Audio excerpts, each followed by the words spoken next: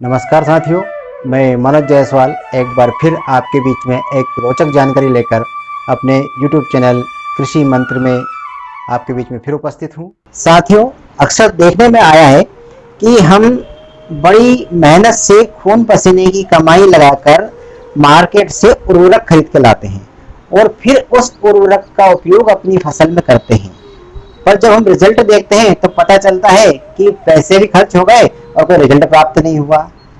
तो ऐसा क्यों होता है? ऐसा इसलिए होता है कि हम बड़े ही भोलेपन से उर्वरक खरीद के लाते हैं और बगैर उसकी पहचान करे हुए अच्छा ब्रांड का तो हम ले लेते हैं, मगर हमको पता नहीं होता है कि ये ओरिजिनल है या डुप्लीकेट है। बड़ी बड़ी कंपनियां भी हमारे साथ फ्रॉड कर रही है और हम आसानी से उनका उपयोग कर रहे हैं, किसी प्रकार की कोई जांच परख नहीं करते हैं और डायरेक्ट उसका उपयोग खेतों में कर देते हैं, जिसका परिणाम आप लोग सब जानते ही हैं, सबके साथ ही होता है। तो आज हम इस वीडियो में चर्चा करेंगे कि बहुत ही आसानी से किस प्रकार से हम इन उर्वरकों की पहचान खुद ही कर सकें और बहुत आसान विधियों से। तो इससे अच्छा उपाय और क्या होगा कि हम बाजार से लाए हुए उर्वरक का अपने ही हाथों परीक्षण करें और यदि वो असली पाया जाता है तो उसका उपयोग अपनी फसल में करें, वरना उसके खिलाफ कार्रवाई करें या वापस करें, ताकि अपना जो खून पसीने का पैसा है वो व्यर्थ पानी में न जाए। तो साथियों, प्रारंभ करते हैं कि किस प्रकार से विभिन्न उर्वरक जिनका उपयोग हम अपने खेतों में करते हैं उनकी पहचान हम स्वयं किस प्रकार से करें।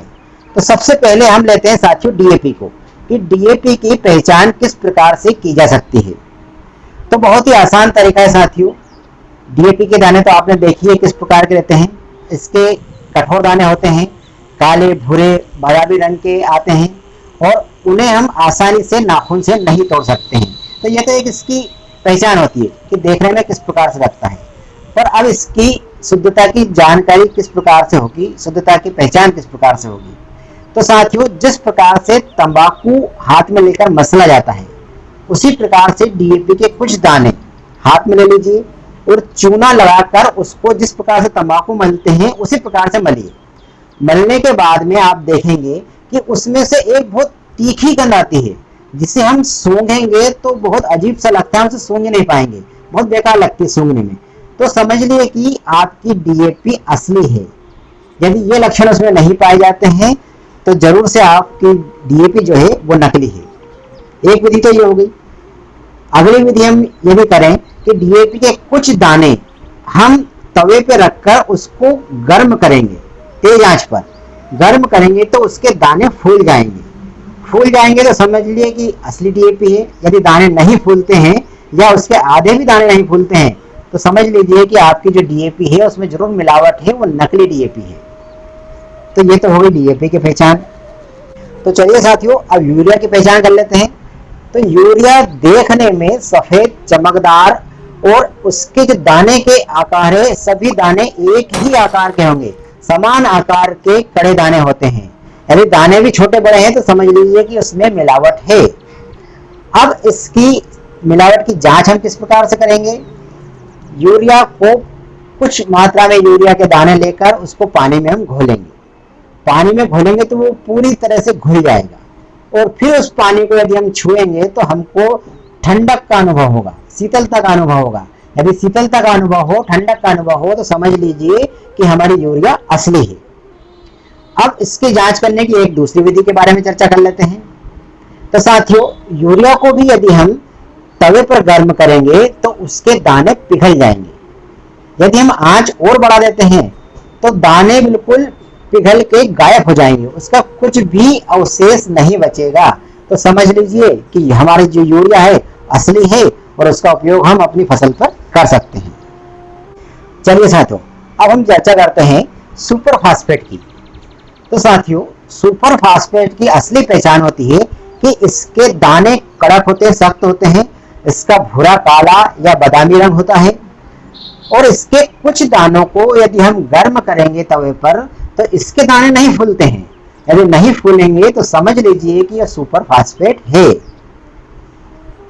इसमें जो ध्यान रहे कि गर्म करने पर डीएपी व अन्य कॉम्प्लेक्स के दाने फूल जाते हैं, जबकि सुपर फास्फेट के दाने नहीं फूलेंगे तो समझ लीजिए कि इसमें मिलावट नहीं है। इसकी पहचान हम आसानी से कर सकते हैं।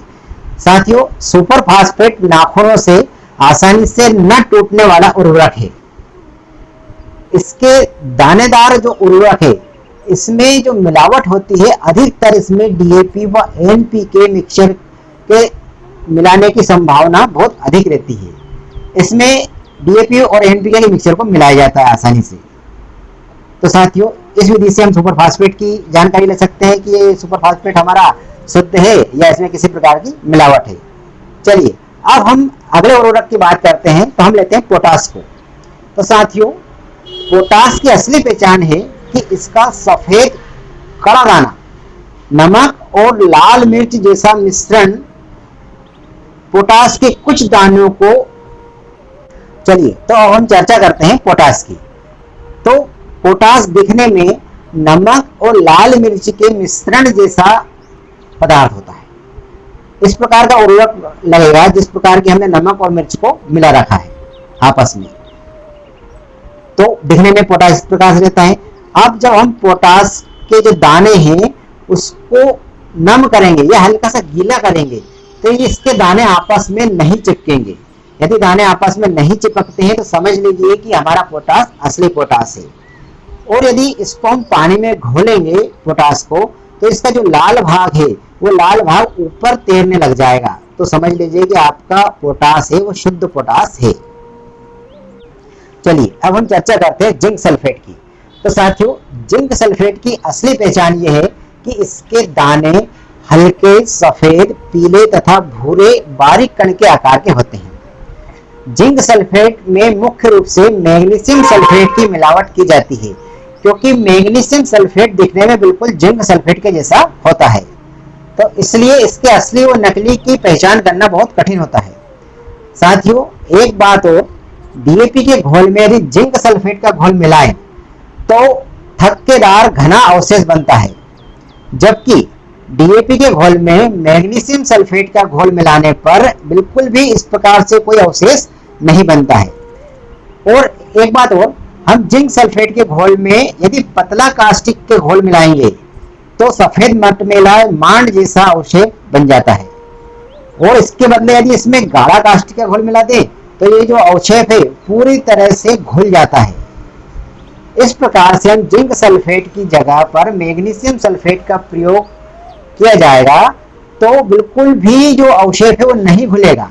इस प्रकार से हम जिंक सल्फेट में मैग्नीशियम सल्फेट के मिलावट होने की पहचान कर सकते हैं। अधिकतर जिंक सल्फेट में मैग्नीशियम सल्फेट की ही मिलावट की जाती है, क्योंकि दोनों देखने में एक जैसे लगते हैं।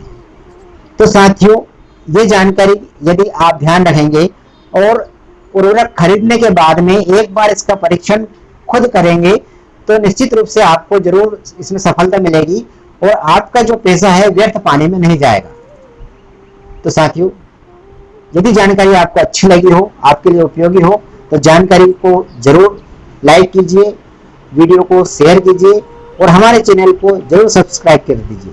धन्यवाद साथियों, आज का वीडियो बस यहीं तक। अगली बार फिर एक नया वीडियो लेकर आपके बीच में फिर उपस्थित होते हैं। जब तक के लिए गुड बाय।